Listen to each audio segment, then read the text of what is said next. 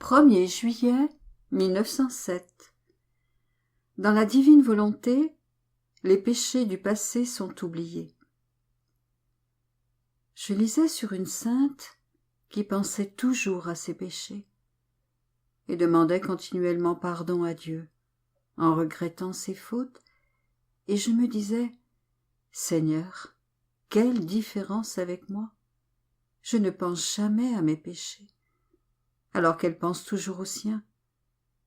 Il est certain que j'ai tort. » J'ai alors senti Jésus qui venait vers moi intérieurement pour m'éclairer en disant que tu es bête, tu ne veux pas comprendre.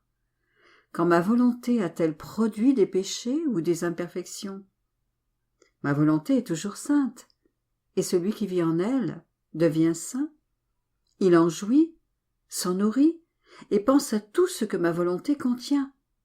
Et même s'il a pu commettre des péchés par le passé, et puisqu'il se trouve dans la beauté, la sainteté et l'immensité des bienfaits que contient ma volonté, il oublie le mal, la laideur et la honte du passé, pour ne se souvenir que du présent.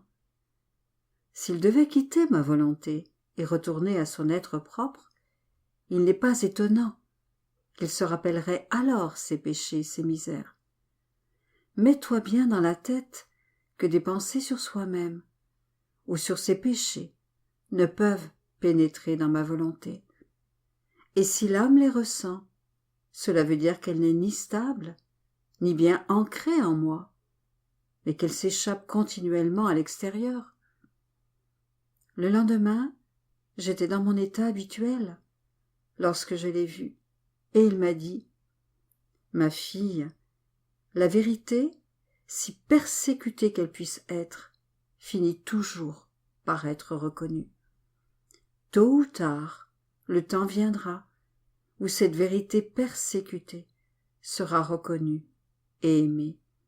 En ces tristes temps, tout est fausseté et duplicité, et pour que règne la vérité, l'homme doit être broyé et détruit. Les hommes vont s'administrer eux-mêmes une partie de ces châtiments, en se détruisant mutuellement. Les autres viendront de moi,